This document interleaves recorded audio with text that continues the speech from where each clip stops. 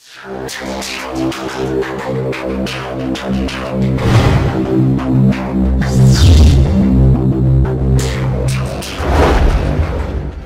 Students, this is Navdeep Bhardwaj और आज की हम हमारी इस क्लास में पढ़ेंगे एसेट्स और लायबिलिटीज क्या होती हैं, एसेट्स कितने टाइप्स की होती है, लायबिलिटीज कितने टाइप्स की होती है।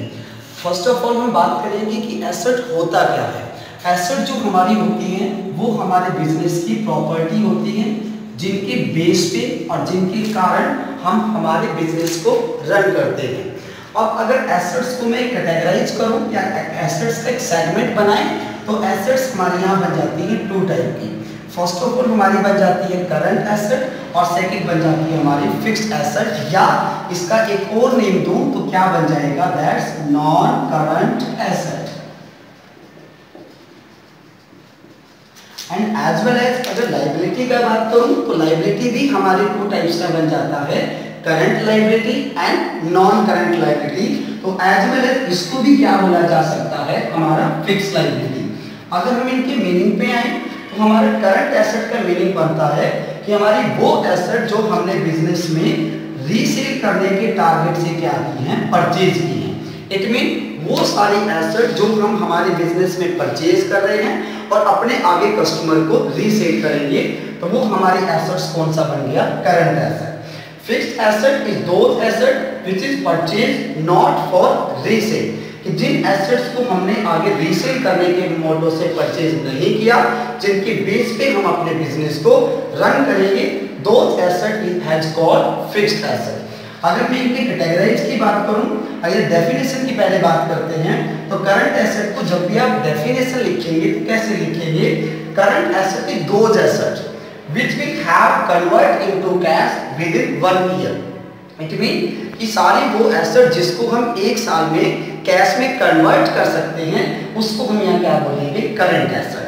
अब करंट एसेट्स के जो पार्ट हैं वो हम लोग इस तरीके से like cash in hand, cash in bank, debtors, prepaid, accrued and stock. As well as fixed asset की बात करें, land and building, plant and machine, premises, furniture, investment, goodwill, patents, trademarks and vehicles.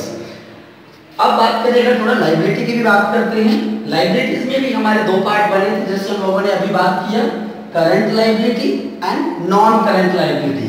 Current liability as well as asset की तरह इसका definition बना सकते हैं कि current liability is all those liability which will have to pay within 1 year, कि ऐसी कोई भी लायबिलिटी जिसकी पेमेंट हमें विद इन 1 ईयर, एक साल के अंदर पे करनी है, वो सारी लायबिलिटी हमारी कौन सी बन जाएगी, करंट लायबिलिटी। और नॉन करंट लायबिलिटी कौन सी बन जाएगी, जो लायबिलिटी हमें आफ्टर 1 ईयर पेमेंट करनी है, एक साल के बाद पेमेंट करनी है, उन लायबिलिटीज को हम क्या बोलेंगे, नॉन करंट लायबिलिटी। अगर करंट लायबिलिटीज की कैटेगराइज बात करूं कौन कौन सी होती है, that's creditors, BP, outstanding, unearned income, bank overdraft. और नॉन करंट में अगर बात करूं, लोन और डिबेंचर।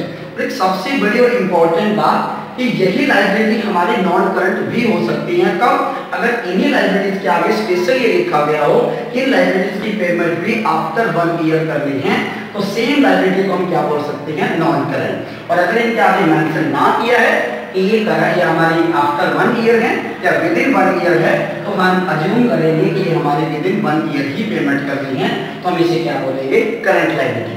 अब बचा इनके पार्ट और इनके मीनिंग और डेफिनेशन। इन सारे मीनिंग के मीनिंग और डेफिनेशन हम हमारी नेक्स्ट क्लास में डिस्कस करेंगे।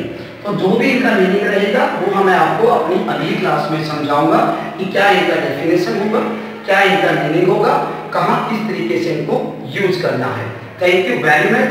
अगर आपको हमारी ये वीडियो पसंद आई हो तो अपने फ्रेंड्स को शेयर कीजिए, हमारे चैनल एजुकेशन एंड पावर को सब्सक्राइब कीजिए। Very thank you. ओके।